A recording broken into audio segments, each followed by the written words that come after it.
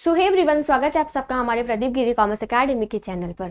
हमारा लास्ट का जो 2 वीडियो था, पूरा दोनों लेक्चर था, हमने फुल उस पे हमने क्या देखा कि इंटरनल ट्रेड एक्चुअली क्या है। मतलब हमने देखा कि पहले जो हमारे लेक्चर था हमने उसमें कंसेप्ट क्लियर करे कि मार्केट क्या होता है, ट्रेड क्या होता है। ट्रेड क्या करता है कि हमारे जो प्रोडक्शन और जो कंजम्पशन होता है दोनों के बीच में जो एक लिंक होता है ना, वो ट्रेड हमें हेल्प करता है। अब इनका जो गैप होता है वो कौन फिल करता है? हमारे ट्रेडर्स करते हैं, वो होलसेलर और रिटेलर्स होते हैं। हमने देखा कि होलसेलर की फीचर्स क्या है, उसके क्या सर्विसेज वो किसको किसको प्रोवाइड करता है, रिटेलर्स के क्या फीचर्स है, वो किसको कौन सी सर्विसेज प्रोवाइड कर रहा है, ये ऑलरेडी हमने देखा। फिर उसके बाद हमने नेक्स्ट वीडियो में देखा, हमारा जो लेक्चर नंबर 2 था उसमें हमने देखा कि हमारा जो रिटेल ट्रेड है वो भी 2 पार्ट में बाइफरकेट है। किसमें है वो? हमारा एक ये था कि इटिनेरेंट रिटेलर्स और एक फिक्स शॉप रिटेलर्स। इटिनेरेंट रिटेलर्स कौन होते हैं? ये जिनका कोई भी प्लेस फिक्स नहीं होता, वो यहाँ से वहाँ मूव होते हैं अपना। जिसमें हमने कुछ एग्जांपल्स देखे थे, हॉकर्स हो गए, पेडलर्स हो गए, चिप जैक्स हो गए। ये सब हमने देखा था कि इनका काम क्या था कि इनके ये एक जगह से दूसरी जगह मूव होते हैं। इनका लाइन ऑफ बिजनेस भी क्या होता है, थोड़ा चेंज होता रहता है। इवन हमने देखा था कि यहाँ पर जो जैसे कि कुछ कॉमन पॉइंट्स है, जैसे कि वहाँ पे जो गुड्स मिल रहे हैं उनकी क्वालिटी सुपीरियर नहीं है, इन्फीरियर टाइप ऑफ क्वालिटी है, मतलब लो क्वालिटी की होगी। जहाँ पर उनका इन्वेस्टमेंट था वो इन्वेस्टमेंट भी कम है, बिकॉज इतने ज्यादा सामान वो रखते नहीं थे। फिर इवन हमने ये देखा कि उस वहाँ पर जो इवन जो प्राइजेस होते हैं वो बहुत रीजनेबल होते हैं, लो होते हैं, मतलब इजीली सब क्या कर सकते हैं, परचेस कर सकते हैं। ये हम ऑलरेडी देखा था। और बाद में फिक्स शॉप रिटेलर्स, जिनका पर्टिकुलर फिक्स वो प्लेस है कि आज वो इस दुकान में है तो कल भी वही इंसान आपको वही दुकान पे मिलेगा, ये नहीं आपको 10 दुकान छोड़ के वो बंदा मिलने वाला है। तो ये क्या था, हमारा पूरा एक इंटरनल ट्रेड के ऊपर था। अब हमने देखा था कि हमारा जो ट्रेड है वो 2 पार्ट में बाइफरकेट है, internal external. Internal full complete कर दिया, आज एक्सटर्नल करेंगे, चैप्टर फुल कंप्लीट हो जाएगा। एक्सटर्नल ट्रेड एक्चुअली होता क्या? इंटरनल ट्रेड बोले तो क्या, इंटरनल ट्रेड बोले तो कि अभी क्या था कि ये अपनी इंडिया है, अपना इंडिया। अब इसके अंदर मैं जो भी ट्रेड कर रही हूँ, चाहे वो for example as you can see, मतलब जो मैं चीज परचेज कर रही हूँ, जो सेल कर रही हूँ, मेरे जो बायर और जो सेलर है, अगर वो सेम कंट्री के अंदर है तो वो हमारा इंटरनल ट्रेड कहलाता है। इसके अंदर मैं जो भी ट्रेड करूंगी वही इंटरनल ट्रेड होता है। इंटरनल ट्रेड को हम डोमेस्टिक ट्रेड और एक होम ट्रेड भी कहा जाता है। ये हमारा होम हो गया, ये क्या हमारा होम हो गया। तो ये होम ट्रेड और डोमेस्टिक ट्रेड ऑब्जेक्टिव्स में आ सकता है पूछने के लिए। अब ये था कि फॉर एग्जांपल ये इंडिया थी, अब मैंने क्या किया किसी और कंट्री के साथ, फॉर एग्जांपल मैंने यूरोप के साथ कर लिया है, या मैंने अमेरिका के साथ कर लिया है, या जापान बोल सकते हो, या चाइना बोल सकते हो। मैंने ये सब कंट्रीज के साथ मैं डील कर रही हूँ, मतलब मैं अपनी कंट्री के बाहर जा रही हूँ, अपनी पॉलिटिकल मतलब अपनी जो कंट्री है उसकी पॉलिटिकल बाउंड्रीज को मैं क्रॉस कर रही हूँ। मेरी जो सीमा थी मैं उस सीमा के पार जा रही हूँ, मतलब कंट्री की जो एक जो बोलते हैं ना कि लक्ष्मण रेखा बोल लो आप, मतलब उस कंट्री का जो सीमा था उसके मैं पार जा रही हूँ, उस चीज को पार करके मैं किसी और कंट्री के साथ डील कर रही हूँ। मैंने यूरोप के साथ किया, अमेरिका के साथ किया, चाइना के साथ किया, जापान के साथ किया, मैं ये सब के साथ डील कर रही हूँ, मतलब मैं किसी और कंट्री के साथ इन्वॉल्व हो रही हूँ, यहाँ पर एक से ज्यादा कंट्री से इन्वॉल्व हो रही हूँ। तो ये इंटरनेशनल ट्रेड मतलब एक्सटर्नल ट्रेड कहलाता है। फॉरेन ट्रेड बोल सकते हो जिसको आप, एक्सटर्नल ट्रेड बोल सकते हो, इंटरनेशनल ट्रेड वही होता है। तो एक्सटर्नल ट्रेड मतलब क्या कि अगर मैं किसी और कंट्री के साथ इन्वॉल्व हूं, मैं किसी और कंट्री के साथ ट्रेड कर रही हूँ, ऐसा नहीं कि एक ही कंट्री हो सकती है, बहुत सारी कंट्रीज हो सकती है, 2-3 कंट्रीज हो सकती है, 2 से ज्यादा कंट्रीज हो सकती है, तो वो एक्सटर्नल ट्रेड कहलाता है। अगर मैं उस पॉलिटिकल बाउंड्रीज के अंदर, कंट्री की पॉलिटिकल बाउंड्रीज के अंदर कर रही तो इंटरनल ट्रेड, उसकी पॉलिटिकल बाउंड्रीज के बाहर मैं उसको क्रॉस कर रही हूँ, मैं किसी और दूसरी कंट्री के साथ, बाहर किसी फॉरेन कंट्री के साथ ट्रेड कर रही हूँ, सॉरी नॉट ट्रेड कर रही हूँ और उनके साथ इन्वॉल्व हो रही हूँ, तो वो हमारा क्या हो जाएगा, एक्सटर्नल ट्रेड हो जाएगा। अब हमने देखा था जैसे कि हमारे इंटरनल ट्रेड भी अलग अलग चीजों में क्लासिफाई किए गए, इंटरनल ट्रेड भी सॉरी एक्सटर्नल ट्रेड भी वही सेम है, जिसमें 3 चीजों में क्लासिफाई है, import trade, export trade, entrepot trade. Normally बता दी थी क्या है, आगे हम इसका पूरा प्रोसीजर देखेंगे कि क्या क्या है, कौन से स्टेप है, कौन सा स्टेज आता है। फर्स्ट है इंपोर्ट ट्रेड। इंपोर्ट मतलब कि हम क्या कर रहे हैं, सामने वाली कंट्री से चीजें मंगवा रहे, इंपोर्ट कर रहे। इट मीन्स कि फॉर एग्जाम्पल कि सामने वाली कंट्री जापान है, मैंने जापान से कोई कमोडिटी मंगाया, फॉर एग्जाम्पल मैं जापान में मेरे कोई रिलेटिव्स रहते हैं, मेरे कोई जान पहचान, मेरे कोई फ्रेंड रहता है, मैंने उसको बोला कि मुझे कुछ चाहिए, तो उसने मुझे सामने से भेजा, मैंने सामने वाली कंट्री से, फॉरेन कंट्री से अपने कंट्री में चीजें मंगवाई है, दैट इज इंपोर्ट ट्रेड। मैंने सामने वाली कंट्री से चीजें मंगवाई, मैं अगर सामने से चीजें मंगवा रही हूँ, अपनी कंट्री में ले रही हूँ, इंपोर्ट ट्रेड हुआ। एक्सपोर्ट ट्रेड उसका अपोजिट, मैंने सामने से मंगवाया था इंपोर्ट, अब मेरी कंट्री से फॉरेन कंट्री में जा रहा है, एक्सपोर्ट ट्रेड। एक्सपोर्ट एक्स बोले तो जा चुके ना, तो एक्सपोर्ट बोले तो जा चुके। तो वैसे एक्सपोर्ट ट्रेड क्या होता है कि हम क्या करें, सामने वाली कंट्रीज को चीजें एक्सपोर्ट करें, भेज रहे। फॉर एग्जांपल सामने वाली कंट्री अमेरिका है, उनको कोई मशीन चाहिए, कोई रॉ मटेरियल चाहिए, कुछ भी चाहिए, मैंने उसको क्या किया कि इंडिया से अमेरिका भेजा, तो वो क्या हो गया, एक्सपोर्ट हो गया। एक्सपोर्ट ट्रेड बोले तो क्या कि हम अपने जगह से, अपने कंट्री से दूसरे वाली कंट्री को, फॉरेन कंट्री को सामान भेज रहे, वो हमारा क्या हुआ, एक्सपोर्ट ट्रेड हुआ। इंपोर्ट ट्रेड सामने वाली कंट्री से इंपोर्ट करना, इन करना, सामान लेना, इंपोर्ट ट्रेड। एक्सपोर्ट करना, जाना, बोले तो जा चुके। एक्सपोर्ट ट्रेड मतलब हमारा सामान यहाँ से सामने वाली कंट्री को जा रहा है, export trade. And the last one entry port trade. Entry port trade बोले तो क्या कि फॉर एग्जाम्पल एक कंट्री से इंपोर्ट करके दूसरे कंट्री को एक्सपोर्ट करना, that is entry port trade. ज्यादा कुछ दिया नहीं है इसमें। फॉर एग्जांपल कि अगर आपको एक एग्जांपल दिया टेक्स्ट बुक में कि अगर मैंने यूरोप से मंगाया है, फॉर एग्जांपल कि मैंने क्या किया है, यूरोप से मंगाया है और मैंने कोई रॉ मटेरियल मंगाया और मैंने इसको क्या किया, मस्त एक अच्छा सा फाइनल प्रोडक्ट बना के एक फिनिश गुड्स तैयार कर लिया है और वही चीज मैं एक्सपोर्ट कर रही हूँ। किसको, चाइना को कर रही हूँ, जापान को कर रही हूँ, किसी को भी कर रही हूँ। एक कंट्री से इंपोर्ट करके दूसरे कंट्री को एक्सपोर्ट करना, that is called entry port trade. अब है ना हर एक ट्रेड के ना मतलब ये हमारा जो इंपोर्ट ट्रेड है, हमारा जो इंपोर्ट ट्रेड है और हमारा जो एक्सपोर्ट ट्रेड है, ये ना दोनों के प्रोसीजर्स देखिए, एक्चुअली प्रोसीजर क्या आता है। अब अगर आप देखोगे ना नॉर्मली अगर आप नॉर्मल मार्केट जाते हो तो आपको फॉर एग्जांपल अगर आप मार्केट गए, आपने चीजें परचेस की तो इजीली होता है ना कि आपको जो पसंद है आपने वो लिया और उसको पेमेंट किया, आपका उतने में हो गया। अगर हम इंटरनल ट्रेड भी करते ना तो हमें कुछ ज्यादा कॉम्प्लेक्सिटी नहीं होता, मतलब ज्यादा डिफिकल्ट नहीं होता। बट अगर हम इंटरनेशनल ट्रेड करते ना बहुत ज्यादा हम लोग को दिक्कत होती है, बहुत प्रॉब्लम्स होते हैं, एक लेंथी प्रोसीजर होता है। ओके, अब हम जब ये करते ना इंटरनेशनल ट्रेड करते, चाहे एक्सटर्नल ट्रेड करते हैं, तो इधर पे कुछ चीजें हमारे लिए बहुत मायने रखती है। हम उस चीज को ना मतलब इग्नोर ही नहीं कर सकते, हमें वो चीज ध्यान देना पड़ता है, उस चीज को समझना पड़ता है, उस चीज के अकॉर्डिंग हमें करनी पड़ती है। फॉर एग्जाम्पल कि अगर एक घर है, अब एक घर में दो भाई रहते हैं, दोनों भाई मस्त एकदम बोल सकते हैं ना एकदम मस्त अपना एक बिजनेस चला रहे हैं, दोनों का सेम ही बिजनेस है, वो दोनों भाई उसी बिजनेस में अपना काम कर रहे हैं, वो दोनों भाई का एक बिजनेस है, वो मस्त अपना एक दोनों बिजनेस चला रहे हैं, दोनों का एकदम मस्त भाईचारा है और मस्त उनका बिजनेस अच्छा खासा चल रहा है। अचानक से एक दिन क्या हुआ, दोनों भाई के बीच में दरार आ गई, दोनों भाई के बीच में झगड़ा हो गया, तू मैं हो गई। अब दोनों को एकदम गुस्सा आ गया कि नहीं अब मुझे इसके साथ बिजनेस नहीं करना, मुझे मेरा बिजनेस अलग चाहिए, या तो फिर मुझे अपना शेयर दो तो मेरे को उसमें से आधा दे दो। हम लोग बोलते हैं ना कि अब जैसे फॉर एग्जांपल अगर घर होता है तो हम लोग बोलते हैं कि अब हमारा हिस्सा हमें दे दो, हम लोग अपना हिस्सा लेके चले जाएंगे, जो करना हम कर लेंगे।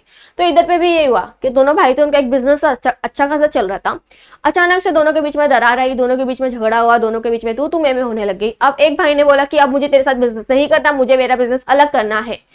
तो उसने क्या किया कि दोनों के इसमें हुआ, तो उसने क्या किया, या तो उसने बिजनेस ही अलग कर लिया, या तो उसने क्या किया, बिजनेस का अपना पूरा शेयर लेके अपना कुछ दूसरा बिजनेस चालू कर लिया। यहाँ पर क्या हुआ कि जब दोनों भाई के रिलेशन अच्छे थे, बहुत सही थे, दोनों के बीच में अच्छा खासा भाईचारा था, तो मस्त अच्छा खासा बिजनेस चल रहा था ना। बट वही अगर दोनों के बीच में अचानक से क्या हो गया, तू मैं हो गया, झगड़ा हो गया, दरार हो गई, तो बिजनेस पे इफेक्ट पड़ा, दोनों के बीच में, दोनों के रिलेशन में इफेक्ट पड़ा, बिजनेस पे इफेक्ट पड़ा ना। तो it is like normal basic से एग्जांपल था कि जब कुछ रिलेशन पे इफेक्ट आता है ना तो बिजनेस पे भी इफेक्ट आ जाता है। तो इंटरनेशनल ट्रेड में भी ऐसे कुछ होता है कि जब अगर हम किसी कंट्री के साथ अगर ट्रेड करना चाहते हैं, अगर उस कंट्री और हमारी कंट्री का पॉलिटिकल रिलेशन अच्छा नहीं है तो हम ट्रेड ही नहीं कर सकते। फॉर एग्जाम्पल अगर मुझे चाइना के साथ करना है बट चाइना के साथ मेरा रिलेशन ही नहीं अच्छा है, अब जब उसके साथ रिलेशन अच्छा ही नहीं है तो मैं ट्रेड भी नहीं कर सकती ना। तो यहाँ पर पॉलिटिकल रिलेशन भी बहुत मायने रखते हैं। अब अगर इंटरनेशनल ट्रेड है ना, बहुत लेंदी सा प्रोसीजर होता है, थोड़ा डिफिकल्ट होता है, कॉम्प्लेक्स होता है, अच्छा खासा टाइम जाता है करने के लिए। अब ऐसा होता है ना कि अब हम जिसके साथ ट्रेड करें, सामने वाली कंट्री कोई भी हो, चाहे वो जापान हो, चाइना हो, यूरोप हो, अमेरिका, जो जिसको जो लेना है। अब अगर मैं उसके साथ कर रही हूँ तो उसके कंट्री में क्या रिस्ट्रिक्शन है, क्या रूल्स एंड रेगुलेशन है, क्या टर्म्स एंड कंडीशन है, वो सब हमें देखना पड़ता है। अब अगर आप जब ट्रेड करते हो, यहाँ पे करेंसीज भी इफेक्ट आते हैं ना, बिकॉज आप अपनी करेंसी के साथ हर जगह तो ट्रेड नहीं कर सकते, सामने वाले के साथ उनका कौन सा करेंसी, बिकॉज अभी इंडियन रुपये हर जगह तो नहीं चलता ना, सब जगह अलग अलग है। तो यहाँ पर करेंसीज भी इफेक्ट आती है कि हमें वो भी देखना पड़ता है। इंटरनेशनल लॉस क्या होते हैं, हमें वो सब चीज देखना पड़ता है, बिकॉज इंटरनेशनल ट्रेड करना बहुत डिफिकल्ट होता है, थोड़ा सा मतलब डिफिकल्ट है, बिकॉज थोड़ा लेंदी प्रोसीजर है, हमें बहुत सारी चीजें देखनी पड़ती है, बहुत सारी चीज को फॉलो करना पड़ता है, हर एक रूल्स एंड रेगुलेशंस को फॉलो करना पड़ता है। अपनी कंट्री में क्या रूल्स एंड रेगुलेशन है वो भी करो, बट सामने वाली कंट्री में भी क्या रूल्स एंड रेगुलेशन है उसको भी करो, इधर का भी करो उधर का भी करो। इसलिए इंटरनेशनल ट्रेड जो होते हैं ना थोड़ा सा अच्छा खासा एक प्रोसीजर है, लंबा सा प्रोसीजर है, थोड़ा कॉम्प्लेक्स, थोड़ा डिफिकल्ट है। सामने वाली कंट्री के क्या रूल्स एंड रेगुलेशंस है, क्या उसके टर्म्स एंड कंडीशंस है, ये सब चीजें हमें ट्रेड करने से पहले देखना पड़ता है। तो हमारा जो इंटरनेशनल ट्रेड है ऐसे ही कुछ है। अब इसमें जो फर्स्ट हमें दिया है ना, एक्सपोर्ट का प्रोसीजर दिया कि एक्सपोर्ट प्रोसीजर एक्चुअली होता है। अब एक्सपोर्ट जब हम करें तो उसके क्या प्रोसीजर आ रहे हैं, जिसमें अगर आप देखोगे ना, जिसमें हम लोग को 4 स्टेजेस दिए। फर्स्ट है प्रीलिमिनरी स्टेज, बी है pre shipment stage, third one shipment stage and the fourth one post shipment stage. जिसमें जो हमारा फर्स्ट है प्रीलिमिनरी स्टेज, मतलब बिगिनिंग, एकदम इनिशिएटिव, उसका कौन सा स्टेज है ये, प्रीलिमिनरी, मतलब एकदम बोलते हैं ना स्टार्टिंग का स्टेज होता है, वो है प्रीलिमिनरी स्टेज। नेक्स्ट है pre shipment stage. Pre shipment stage मतलब कि उसके बाद का, इट मींस फॉर एग्जांपल कि आपका गुड्स लोड होने से पहले, शिप में लोड होने से पहले का क्या स्टेप है, क्या स्टेज है वो। शिपमेंट स्टेज, जब आपका गुड्स शिप में लोड होता है तब क्या स्टेज होता है। आपका गुड्स लोड होने के बाद जब वो वहां से शिप निकल जाती है, डिस्पैच हो जाती है, तब क्या प्रोसीजर होता है। ये हमारा क्या है, चारों स्टेज दिए, जिसमें से हर एक स्टेज हम देखेंगे। अब हमारा जो फर्स्ट है ना प्रीलिमिनरी स्टेज, जिसके अंदर हमें 2 स्टेप दिए हैं, जिसमें से फर्स्ट स्टेप है हमारा registration. Registration as a exporter, आप एक्सपोर्टर हो, आपको एक्सपोर्ट करना है, आपको सामने वाली कंट्री को माल भेजना है, ये ट्रेड एक्टिविटी करना है, इसके लिए आपको पहले रजिस्ट्रेशन कराना पड़ेगा आपको अलग अलग अथॉरिटीज के साथ। जिसमें फर्स्ट हमें ये दिया है कि अगर आपको क्या चाहिए, for example not uncle, export import certificate number चाहिए, एक्सपोर्ट इंपोर्ट सर्टिफिकेट नंबर अगर आपको चाहिए, क्या चाहिए, एक्सपोर्ट इंपोर्ट सर्टिफिकेट नंबर चाहिए, तो हमारे जो फॉरेन ट्रेड के जो डायरेक्टर जनरल होते हैं ना, उनसे आपको ये एक्सपोर्ट इंपोर्ट सर्टिफिकेट नंबर क्या होता है, मिलता है। अब करेंटली अगर आप देखोगे ना, तो हमारे जो फॉरेन ट्रेड के डायरेक्टर जनरल है वो करेंटली हमारे अमित यादव जी है। उसके बाद नेक्स्ट है हमारा, अगर आपको परमानेंट अकाउंट नंबर चाहिए, क्या चाहिए, परमानेंट अकाउंट नंबर।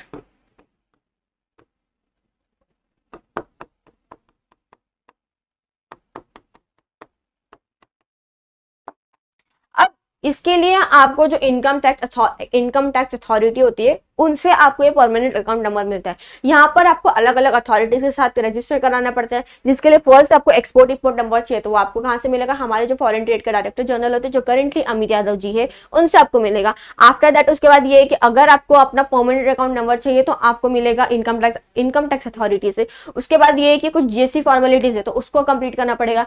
वहां पर आपको एक और अथॉरिटी है, that is EPC, that is export promotion council. ये ऐसी काउंसिल होते हैं ना जहां पर आपको अभी एक्सपोर्ट प्रोसीजर करना, मतलब एक्सपोर्ट करना इज नॉट इजी, आपको बहुत सारी चीजें देखनी पड़ती है। ऑलरेडी मैंने बोला कि इंटरनेशनल ट्रेड हम जब करते हैं तो इफेक्ट आते हैं सब चीजों पे, हमें बहुत सारी चीजें देखनी पड़ती है, हर एक चीज को देखना पड़ता है, हर एक चीज को फॉलो करना पड़ता है। तो यहाँ पर क्या होता है कि एक्सपोर्ट ट्रेड करना, वहां पर अगर आपको कुछ प्रॉब्लम हो रहा है, आपको गाइड करने का, आपको बताने का क्या प्रोसीजर्स होता है, कौन सी एक्टिविटीज होती है, ये काउंसिल आपको वहां पे हेल्प करती है।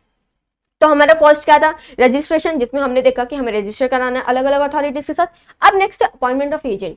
यहाँ पर क्या होता है कि हम कि एज ए एक्सपोर्टर आपने किसी को अपॉइंट किया as a agent, for example कि वो आपके लिए सेल्स मतलब ऑर्डर लेके आए, तो आपने क्या किया, आपने एक सेल्स ऑफिस खोल लिया है, या तो आपने बोल सकते हो कि आपने किसी को एज अ सेल्स रिप्रेजेंटेटिव क्या किया है, sales as a sales person आपने अपॉइंट किया है ताकि वो आपके लिए ऑर्डर लेके आए। अब आप क्या करोगे, एक्सपोर्टर हर जगह ऑर्डर लेने का आपको जरूरत नहीं है, आपने क्या किया, एक सेल्स ऑफिस खोल ली जहां पर अपने सेल्स पर्सन को अपॉइंट किया कि वो आपके लिए क्या करेगा, सेल्स हर एक ऑर्डर क्या करेगा, लेके आएगा। तो आप फॉरेन कंट्रीज में क्या कर सकते हो, अपना अलग अलग सेल्स ऑफिस खोल सकते हो, जहां पर आप क्या करोगे, अलग अलग जगह से ऑर्डर लोगे और अपने उस ऑर्डर को कंप्लीट करोगे। तो सेल्स का अपॉइंटमेंट ऑफ एजेंट क्या है कि जहां पर हम किसी को as a sales agent appoint करते हैं ताकि वो हमारे लिए ऑर्डर लेके आए। अब हमारा जो pre shipment stage, it means कि हमारा गुड्स शिप में लोड होने से पहले का जो प्रोसीजर है वो, जिसमें फर्स्ट वन हमारे जो रिसिप्ट ऑफ ऑर्डर। अब जैसे अगर आपको ऑर्डर मिल जाता है ना, अब उस ऑर्डर को पहले आपको कंफर्म करना है कि मतलब क्या ऑर्डर मिला है, कितना ऑर्डर है, कितनी क्वांटिटीज में है, क्या प्राइस है, क्या टर्म्स एंड कंडीशंस है, क्या क्रेडिट फैसिलिटी क्या है, सामने वाली पार्टी कौन सी है, ये सब चीजें हमें देखनी पड़ती है। ये सब चीजें होने के बाद हमें वेरीफाई करके, हमने कंफर्म कर लिया, वेरीफाई कर लिया। अब हमें क्या करना है कि हमारे जो सामने वाली पार्टी है, सामने वाली पार्टी कौन है, इंपोर्टर्स वाली कंट्री, इंपोर्टर्स की कंट्री में क्या रिस्ट्रिक्शन है, कौन से रूल्स एंड रेगुलेशन है, कौन से टर्म्स एंड कंडीशन है, वो सब चीजें हमें देखना पड़ता है। अब फॉर एग्जाम्पल एग्जाम्पल कि उसने जो गुड्स बनाए हैं, मतलब उसको जो चाहिए कि वो जो चाहता है कि हम उसको वो गुड्स बना के दे, हमने बना तो दिया, बट क्या पता उसके कंट्री में उस गुड्स के रिलेटेड कुछ रेगुलेशंस होंगे, कुछ रिस्ट्रिक्शंस होंगे। तो वहां पर अगर हमने बना दिया, हमने कुछ देखा नहीं कि सामने वाली कंट्री में, सामने वाली कंट्री की क्या रिस्ट्रिक्शन है, कौन से रूल्स एंड रेगुलेशन है, अगर वो चीज हम नहीं देखेंगे तो बाद जब एक्सपोर्ट करेंगे तो हमें डिफिकल्ट होगा, हमें ही प्रॉब्लम होगी ना, हम गुड्स एक्सपोर्ट ही नहीं कर पाएंगे, वहां पर पूरा मेहनत तो आपका बर्बाद जाएगा। तो यहाँ पर क्या है कि आपको अपने ऑर्डर्स को वेरीफाई करने के बाद, कंफर्म करने के बाद, आपको सामने वाली कंट्री के इसमें कौन से रिस्ट्रिक्शन है वो आपको चेक करने पड़ते हैं। नेक्स्ट है letter of credit. Letter of credit बोले तो एलओसी। एलओसी क्या होता है? एक इंस्ट्रूमेंट पेमेंट, मतलब पेमेंट और इंस्ट्रूमेंट पेमेंट है, जहां पर ये आपको पेमेंट के लिए काम आता है। फॉर एग्जाम्पल यहाँ पर क्या करते हो, एक्सपोर्टर, एक्सपोर्टर कौन? फॉर एग्जाम्पल एक्सपोर्टर मैं हूं, आप इंपोर्टर्स हो, तो मैंने क्या किया, मैंने आपके बैंक को बोला कि आप मेरे लिए एक एलओसी इशू करो कि इन केस अगर आपका इंपोर्टर्स पार्टी मेरे को पेमेंट नहीं कर पाता तो वो बैंक मुझे पेमेंट करेगा। तो ये बहुत इजी हो जाता है ना कि मतलब अगर इन केस अगर वो नहीं पेमेंट कर पा रहा है, उसको कुछ प्रॉब्लम हो रही है, तो नुकसान किसको होगा? मुझे होगा। चीजें किसको भुगतनी पड़ेगी? मुझे भुगतना पड़ेगा। इतना बड़ा जो मैंने मेहनत किया, इतनी सारी चीजें मैंने बनाई, उसको एक्सपोर्ट करके दिया मैंने, अब भाई मेरा पेमेंट ही नहीं आ रहा है, इतना फायदा क्या जब मैंने इतनी सारी चीजें की, मुझे मेरा पेमेंट तो चाहिए ना। तो यहाँ पर क्या हुआ कि इधर पे ये आपको इजी रहता है, आपके लिए बहुत अच्छा रहता है, आपके लिए काम आता है कि आप इंपोर्टर्स के बैंक को बोलते कि आप मेरे लिए एक एलओसी इशू करो, अगर इनकेस अगर वो पार्टी मुझे पेमेंट नहीं करती तो वो बैंक क्या करेगा? मुझे पेमेंट करेगा। नेक्स्ट है प्री शिपमेंट फाइनेंस। अब प्री शिपमेंट फाइनेंस क्या होता है कि आपको जो ऑर्डर मिला, उस ऑर्डर जो है उस ऑर्डर को आपको बनाना, कंप्लीट करना, उसके लिए आपको वर्किंग कैपिटल रिक्वायरमेंट की जरूरत पड़ती है, आपको कुछ ना कुछ खर्चे की जरूरत पड़ेगी ताकि आप चीजें मैन्युफैक्चर करो, प्रोड्यूस कर पाओ। तो वहां पर क्या होता है कि आप अपने बैंक से क्या कर सकते हो, वर्किंग कैपिटल जो है, वर्किंग कैपिटल रिक्वायरमेंट्स, उस चीज के लिए आप फाइनेंस ले सकते हो ताकि आप अपना काम स्टार्ट कर सको। नेक्स्ट है प्रोडक्शन। अब प्रोडक्शन में ना दो केस आ जाते हैं। फर्स्ट ये कि अगर आप मैन्युफैक्चरर हो तो आप चीजें प्रोड्यूस करके सामने वाली कंट्री को तो सप्लाई कर दोगे, बट अगर आप मैन्युफैक्चरर नहीं हो तो आपके जो लोकल सप्लायर्स होते हैं, आप उनसे क्या करोगे, उनको ऑर्डर दोगे कि ये गुड्स बनाना है, ये गुड्स इतना चाहिए, वो आपके लिए क्या करेगा, मैन्युफैक्चर करेगा। तो यहाँ पर क्या हो रहा है कि हमने क्या किया कि दो केस था, मैन्युफैक्चरर आप खुद हो तो आपके लिए इजी कि आप चीजें मैन्युफैक्चर कर दोगे, बट अगर आप नहीं मैन्युफैक्चरर हो, आप नहीं चीजें प्रोड्यूस करते हो, आपकी मैन्युफैक्चरिंग कंपनी नहीं है, तो आप अपने लोकल सप्लायर्स को ऑर्डर दोगे ताकि वो ऑर्डर आप कंप्लीट कर सको। नेक्स्ट है पैकेजिंग। पैकेजिंग अभी ना बहुत एक इंपॉर्टेंट रोल प्ले करता है, यहाँ पे पैकेजिंग पे हमें ध्यान देना पड़ता है। पैकेजिंग अगर ठीक है, फॉर एग्जांपल अगर आप ऑनलाइन शॉपिंग करते हैं, अगर आपने कोई ग्लास का सेट मंगाया, फॉर एग्जांपल मैंने 6 ग्लास का सेट मंगाया, अब वो 6 ग्लास का सेट मैंने उसको ऑनलाइन ऑर्डर किया था, उसको मैंने ऑर्डर किया, डिलीवर होते होते मतलब मेरे पास जब डिलीवरी आई, मैंने उसको ओपन किया तो उसमें तो 3-4 ग्लास तो टूटे हुए थे। क्यों टूटे हुए थे? क्योंकि उसको प्रॉपर पैकिंग नहीं थी ना। अब वो प्रॉपरली पैकिंग ही नहीं है, पूरा ग्लास टूट गया। अच्छा खासा मैंने मस्त एकदम ग्लास सेट मंगाया था कि एकदम बोल सकते हैं ना कि हाई फाई ग्लास था, कि एकदम एक अच्छा ग्लास सेट था कि एकदम हाई फाई आ रहा है कि बहुत अच्छा ग्लास सेट है, बट वो मेरा ग्लास ही टूट गया ना। क्यों टूटा? बिकॉज पैकिंग अच्छी से नहीं थी ना। तो दिमाग खराब होगा, चीजें खराब हो गई, जो अच्छे से चीजों को उसने प्रोटेक्ट ही नहीं किया। तो यहाँ पर भी क्या होता है कि पैकिंग बहुत इंपॉर्टेंट रोल प्ले करता है, जिसमें से ये कि आपके क्वालिटी जो रहती है, आपके गुड्स की जो क्वालिटी रहती है उसको प्रिजर्व करता है, आपके गुड्स को प्रिजर्व करता है, आपके गुड्स को प्रमोट करता है। पैकेजिंग भी क्या करता है, आपके गुड्स को प्रमोट करता है कि आपके गुड्स कैसे है, आपने प्रॉपर पैकेजिंग की है, सामने वाले कंट्री को एकदम अच्छे से चीजें बेची है, प्रॉपरली मतलब जिस तरह से आपने प्रॉपर पैक करके भेजा था वही सामने चीज सामने वाले को डिलीवर हुई है, खराब नहीं हुई है। तो पैकेजिंग भी बहुत जरूरी होती है कि आपके गुड्स को प्रिजर्व करेगा, उसके क्वालिटीज को प्रिजर्व करेगा, आपके गुड्स को प्रमोट करेगा। नेक्स्ट है हमारा ईसीजीसी कवर। अब ईसीजीसी कवर क्या होता है? That is export credit and guarantee council. इसका मतलब क्या, अभी जैसे ये हमने देखा था एलओसी, हम क्या करते हैं कि सामने वाले इंपोर्टर्स के बैंक को बोलते कि हमें एक एलओसी क्या करो, इशू करो, इनकेस अगर वो नहीं पेमेंट करता तो हमें क्या करेंगे, एलओसी के थ्रू मतलब वो बैंक हमें क्या करेगा, पेमेंट कर देगा। अब यहाँ पर भी क्या आता है ना ईसीजीसी थ्रू, कि अगर वही एक ही केस आता है कि अगर वो इंपोर्टर्स को कुछ प्रॉब्लम हो रहा है, वो हमारा पेमेंट नहीं कर पा रहा, तो यहाँ पर क्या होता है, अगर आपके पास ईसीजीसी है तो इसके थ्रू आपका 90% ऑफ लॉस कवर अप हो जाता है। कितना? 90% ऑफ लॉस, कि अगर वो सामने वाले नहीं कर रहा है, कोई भी क्रेडिट रिस्क हो रहा है, अगर आपको नहीं पैसा मिल रहा है, आपका पेमेंट नहीं आ रहा है, कुछ ना कुछ प्रॉब्लम हो रही है, तो ईसीजीसी के थ्रू, इसके थ्रू आपका 90% ऑफ लॉस कवर अप हो जाता है। नेक्स्ट है GST formalities that is goods and services tax, जहां पर जो भी जीएसटी फॉर्मेलिटीज है वो आपको कंप्लीट करना पड़ेगा, बिकॉज ये सब चीज में जीएसटी हमें देखना पड़ता है। ऐसे ये सब चीज ऑलरेडी हम अगर यूजुअली अगर हम कुछ भी करते हैं, अगर हम इंटरनल ट्रेड भी करें तो वहां पर भी जीएसटी होता है, एक्सपोर्ट में भी जो भी रहता है वहां पर भी जीएसटी फॉर्मेलिटीज आपको क्या करना पड़ता है, कंप्लीट करना पड़ता है। उसके बाद है हमारा मरीन इंश्योरेंस। अब इंश्योरेंस बोले तो क्या, कॉन्ट्रैक्ट, मतलब एक कॉन्ट्रैक्ट होता है दो पार्टी के बीच में। फॉर एग्जांपल कि अभी दो पार्टी के बीच में कॉन्ट्रैक्ट हो रहा है। अब ये इंश्योरेंस पॉलिसी होती है, सब लोग ने इंश्योरेंस क्या होता है सबको आइडिया होगा। एक कॉन्ट्रैक्ट होता है जहां पर वो आपके लॉस के लिए आपको कंपनसेट करता है। फॉर एग्जाम्पल कि सब लोग जैसे कि लाइफ इंश्योरेंस पॉलिसी लेते हैं, अपने गाड़ी के लिए लेते हैं, अपने बाइक्स के लिए लेते हैं, अपने घर के लिए लेते हैं, फैमिली के लिए लेते हैं, अलग अलग इंश्योरेंस पॉलिसी लेते हैं। फॉर एग्जाम्पल अपने अपनी गाड़ी के लिए लिए कि अगर इनकेस आपकी गाड़ी को कुछ होता है तो सामने वाली इंश्योरेंस कंपनी आपको वो कंपनसेट करके देगी, आपका जो भी लॉस हुआ है वो कंपनसेट करके देगी वो इंश्योरेंस कंपनी। तो यहाँ पर क्या हुआ कि अगर आपने इंश्योरेंस ली थी तो वो आपको इजीली कंपनसेट हुआ ना, आपका जो भी नुकसान हुआ था उसने भर के दिया। बट अगर आप नहीं लेते तो आपको झेलना पड़ता, वो नुकसान आपको झेलना पड़ता। तो यहाँ पर क्या हुआ, सेम अगर हम देखेंगे फॉर एग्जाम्पल कि अगर आपका गुड्स अगर मरीन के थ्रू जा रहा है, मतलब पानी के थ्रू जा रहा है, शिप से जा रहा है, तो यहाँ पर क्या हुआ, अगर आपने इंश्योरेंस पॉलिसी ली, कौन सी, मरीन इंश्योरेंस पॉलिसी लिए, तो अगर आपका गुड्स शिप के थ्रू जा रहा है, इन केस शिप खराब हो गई, शिप डूब गई, अचानक से बाढ़ आ गया, इतनी तेज तेज जो है पानी की जो लहरें वो तेज होने लग गई, उस पे शिप के अंदर पानी आ रहा है, जो ऑयल थे वो लीकेजेस हो रहे हैं, शिप डूब गई है, इससे क्या हुआ, नुकसान हुआ ना, आपके गुड्स सामने वाली पार्टी तक पहुंचे नहीं, आपका गुड्स खराब हो गया। फॉर एग्जाम्पल अगर आधा शिप ओके तो भी कुछ ना कुछ तो गुड्स खराब हुए होंगे ना, जहां पर कुछ ऑयल लीकेजेस हो गए उसके वजह से पूरे गुड्स खराब हो गए। तो यहाँ पर अगर आपका नुकसान होता है वो मरीन इंश्योरेंस के थ्रू आपका कवर अप हो जाएगा। अब जब हम इंश्योरेंस लेते हैं ना, हमें कुछ प्रीमियम उस इंश्योरेंस कंपनी को पे करना पड़ता है। अगर कुछ हमारा लॉस हुआ तो सामने वाली कंपनी उस चीज के लिए हमें कंपनसेट करके देगी। अब वो डिपेंड करता है कौन सी इंश्योरेंस पॉलिसी, बिकॉज हर एक इंश्योरेंस पॉलिसी का प्रीमियम थोड़ा अलग अलग होता है।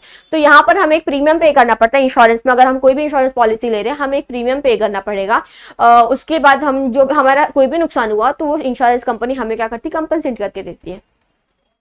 नेक्स्ट है हमारा C&F agents, that is clearing and forwarding. अब ये ऐसे एजेंट्स होते हैं ना, एक्सपोर्टर को बहुत काम होते हैं। अब एक्सपोर्टर क्या क्या देखेगा, मैन्युफैक्चरिंग देखेगा, हर एक चीज डॉक्यूमेंट देखेगा, कौन सी एक्सपोर्ट एक्टिविटीज है वो सब देखेगा। तब वो किस पे ध्यान देगा, उसका जो मेन काम है मैन्युफैक्चरिंग करने का वो देखेगा कि दूसरी और चीजें भी देखेगा। तो यहाँ पर वो क्या करता है, अपने भी हाथ पे क्लियरिंग एंड फॉरवर्डिंग एजेंट्स को क्या करता है, अपॉइंट कर लेता है, ताकि अगर कुछ भी काम हो, चाहे वो फॉरवर्डिंग के रिलेटेड, आपको एक्सपोर्ट एक्टिविटी के रिलेटेड हो, चाहे वो कुछ और काम हो, तो वहां पर ये एजेंट्स आपको काम करते हैं, आपके लिए हेल्प होता है। अब हमारा है शिपमेंट स्टेज। शिपमेंट स्टेज बोले तो क्या कि आपका गुड्स लोड होने से, मतलब शिप में लोड हो रहा है तब कौन से प्रोसीजर्स आ जाते हैं। ओके अब इसमें फर्स्ट दिया प्रोसेसिंग।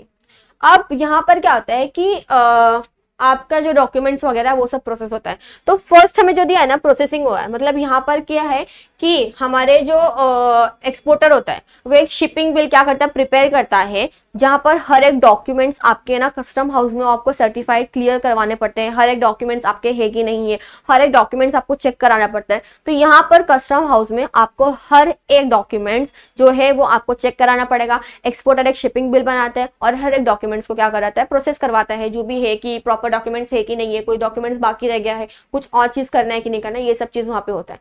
नेक्स्ट है हमारा एग्जामिनेशन ऑफ गुड्स। अब यहाँ पर क्या होता है कि आपके गुड्स एग्जामिन होते हैं, मतलब एग्जामिन होते हैं कि आपके गुड्स सही है कि नहीं है, सब गुड्स आए कि नहीं आए, जो गुड्स ऑर्डर दिया था वही गुड्स आपने प्रोड्यूस किया है, ये सब क्या होता है कि आपके गुड्स प्रॉपर आपके लोड होने से पहले, डॉक्स में जाने से पहले, शिप में लोड होने से पहले ये सब चेक होता है कि आपके गुड्स प्रॉपर है कि नहीं है, सही है, कुछ और तो नहीं भेज दिया, स्मगलिंग तो नहीं करे, ड्रग्स तो नहीं भेज दिया, ये सब चीजें नहीं हो, मतलब ये सब चीजें चेक होती है। नेक्स्ट है लोडिंग ऑफ गुड्स। अब जब आपका गुड है ना शिप में लोड होता है तो ना कस्टम एग्जामिनर आपको एक लेट एक्सपोर्ट ऑर्डर देता है। ये एक ऐसा डॉक्यूमेंट है जहां पर आपको एक्सपोर्ट के लिए काम आता है। यहाँ पर क्या होता है कि जब आपका गुड्स ऐसे शिप में लोड होता है ना, तब वहां पर आपको कस्टम एग्जामिनर क्या करता है, आपको लेट एक्सपोर्ट ऑर्डर देता है, जहां पर वो एक ऐसा डॉक्यूमेंट है जहां पर आपको एक्सपोर्ट करने के लिए काम आता है। आफ्टर दैट उसके बाद वहां पर आपको एक लेट शिप ऑर्डर मिलेगा। क्लियरिंग एंड फॉरवर्डिंग एजेंट्स क्या करते हैं, जो हमारे एजेंट है क्लियरिंग एंड फॉरवर्डिंग, उन्हें हमारे जो कस्टम प्रिवेंटिव ऑफिसर है, CPO, that is custom preventive officer, custom पहले आपको क्या मिलता है, कस्टम एग्जामिनर से, हाँ,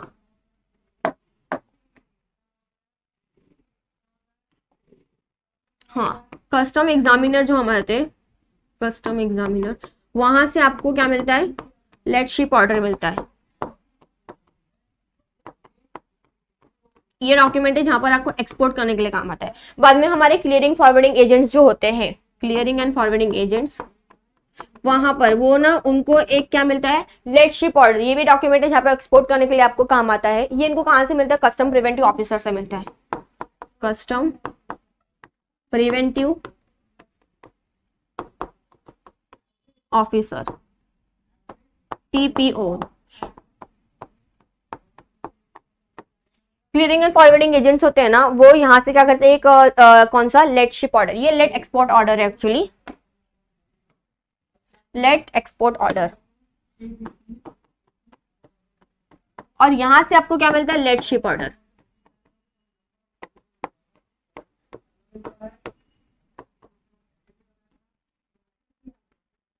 तो कस्टम एग्जामिनर से आपको लेट एक्सपोर्ट ऑर्डर मिलेगा, जहां से आप अपने गुड्स को एक्सपोर्ट करने के लिए आपको काम आएगा ये document. After that clearing forwarding agents होते हैं, उनको कस्टम प्रिवेंटिव ऑफिसर से लेट शिप ऑर्डर मिलता है। ये भी डॉक्यूमेंट है जहां पर आपको एक्सपोर्ट करने के लिए काम आएगा। आफ्टर दैट जब आपका गुड्स शिप में लोड होता है, तब आपको जब वो लोड हो जाता है ना शिप में, तब आपको एक मैट रिसिप्ट मिलता है।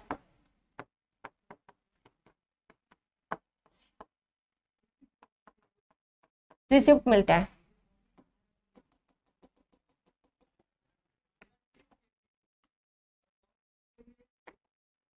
जब आपका गुड्स क्या होता है, जब आपका गुड्स है ना शिप में लोड होने वाला होता है, जब जैसे गुड्स वगैरह सब चेक हो गए, अब वो शिप में लोड होने जा रहा है, तो आपको क्या मिलता है, एक मैट रिसिप्ट मिलता है, मैट। ओके, ये मिलता है जो हमारे उधर पे कमांडिंग ऑफिसर्स होते हैं, जो शिप में है वहां पे कमांडिंग ऑफिसर्स, ये आपको मैट रिसिप्ट देंगे जब आपका गुड्स शिप में लोड हो जाता है।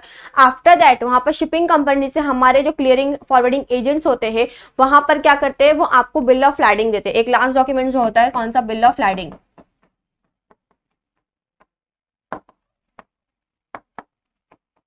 तो ये कहां से मिलता है आपको, शिपिंग कंपनी से। ये आपको क्या कहते हैं, बिल ऑफ लैडिंग देते हैं। बिल ऑफ लैडिंग जहां पर आपको ना आपके गुड्स के related, bill of lading documents क्या होता है, जहां पर आपको गुड्स के रिलेटेड जो भी इंफॉर्मेशन होते हैं, कौन से शिप से आपका गुड्स एक्सपोर्ट हो रहा है, उसके इंफॉर्मेशन से बिल ऑफ लैडिंग में होते हैं।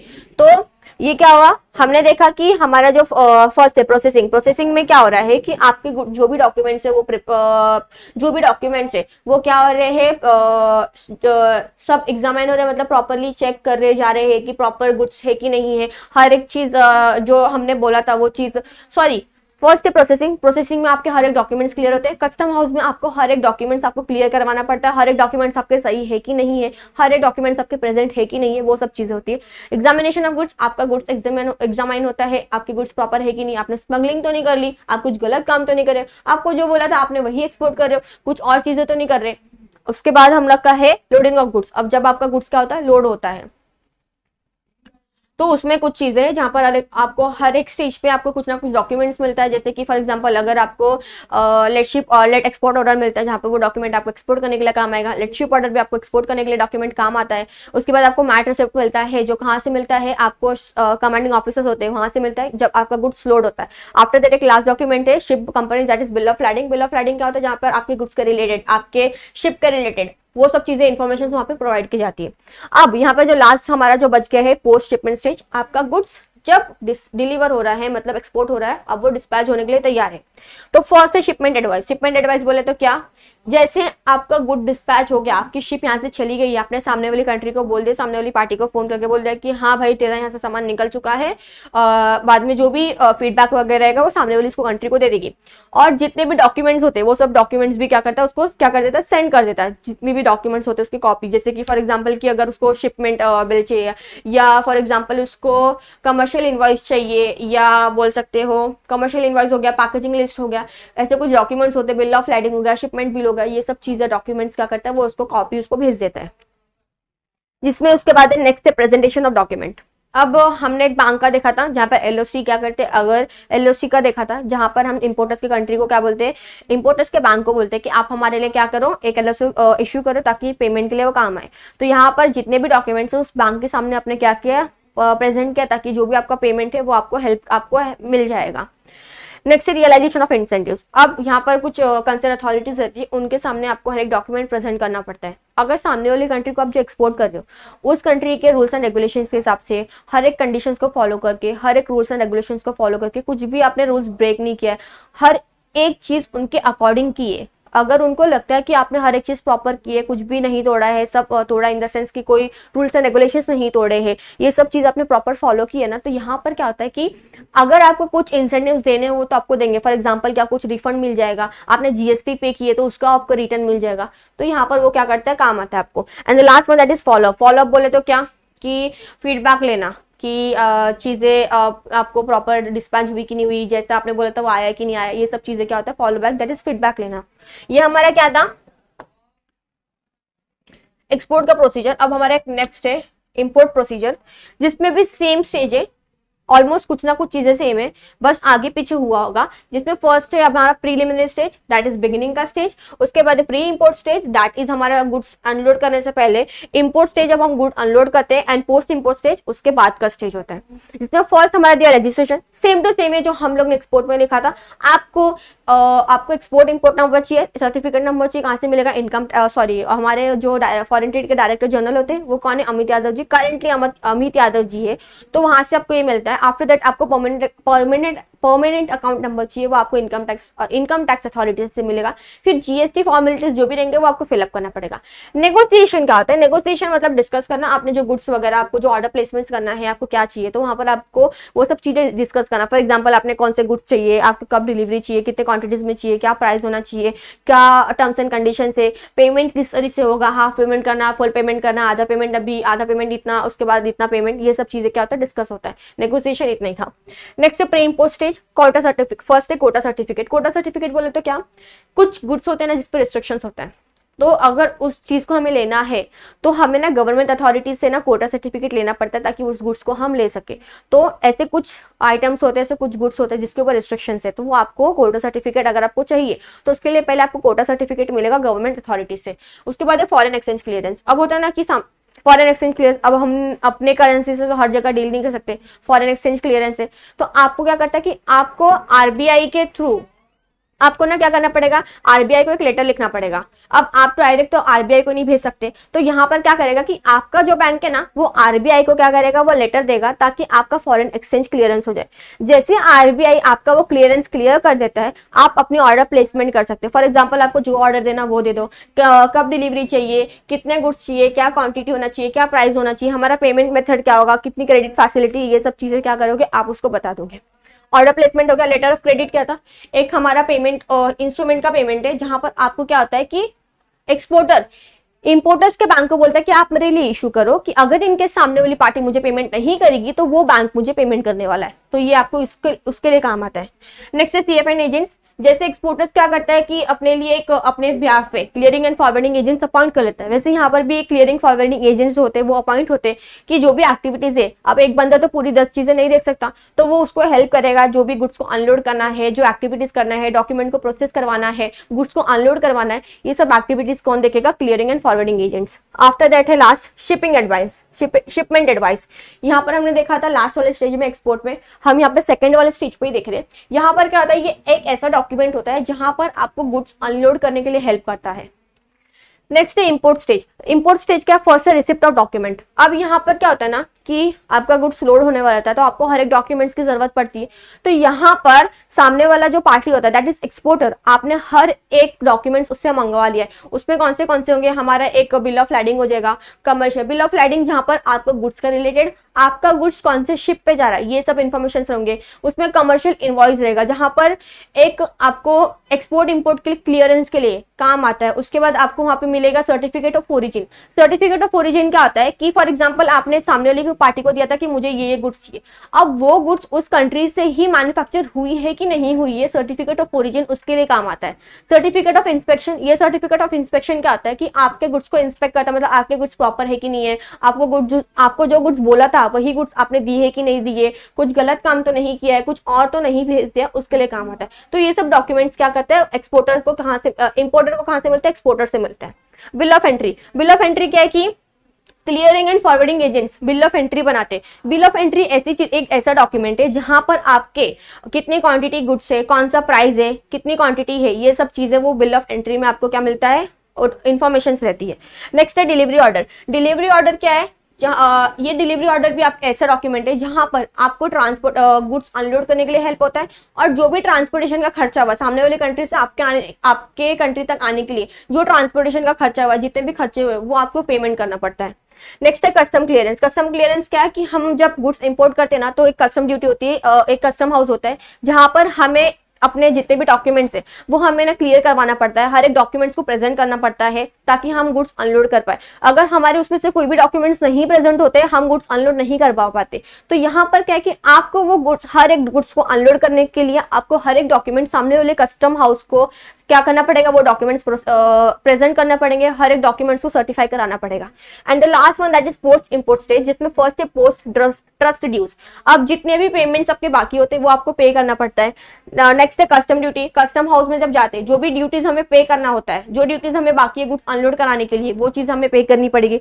इंश्योरेंस प्रीमियम, जो भी आपका प्रीमियम बाकी है, जो इंश्योरेंस के लिए आपके लिए पेमेंट था, वो आपको पे करना पड़ेगा। फ्रेट पेमेंट, ट्रांसपोर्टेशन का जो खर्चा हुआ वो आपको पे करना पड़ेगा। एक्सपोर्टर पेमेंट, एक्सपोर्टर का आपका कितना पेमेंट बाकी है, आपने जो क्रेडिट फैसिलिटीज थे वो आपको पेमेंट करना पड़ेगा। And the last one follow up. आप क्या करते हो, फीडबैक देते हो कि हाँ भाई हमारे पास गुड्स आ गया है, जो गुड्स हमने बोला था वो आया, अगर कोई डेफिशिएंसीज आ रही है, कुछ प्रॉब्लम हो रहा है, वो चीज उसको क्या करेगा, फीडबैक में दे देगा। अब एक लास्ट बच गया हमारा, कुछ नहीं है, वो एक एंट्री पोर्ट्रेट था जो ऑलरेडी हमने देखा था, ज्यादा कुछ आपको टेक्स्ट बुक में दिया नहीं उसका। एंट्री पोर्ट ट्रेड मतलब क्या कि एक कंट्री से इंपोर्ट करके सामने वाली कंट्री को एक्सपोर्ट करना। फॉर एग्जांपल कि मैंने क्या किया, अमेरिका से एक चीज मंगाई है, रॉ मटेरियल मंगाया है, उसका मैंने एक फाइनल प्रोडक्ट तैयार करके क्या कर दिया, जापान को भेज दिया, यही एंट्री पोर्ट ट्रेड है। तो हमारा यहाँ पे पूरा चैप्टर खत्म हो गया कि ट्रेड क्या था, इंटरनल ट्रेड क्या, एक्सटर्नल ट्रेड क्या है, सबके क्लासीफाई देख लिया कि कौन से ग्रुप में क्या आ रहा है। तो चैप्टर नंबर 2 फुल कंप्लीट हो चुका है। आई होप तो आपको वीडियो अच्छा लगा तो प्लीज वीडियो को लाइक करना, शेयर करना। Thank you so much.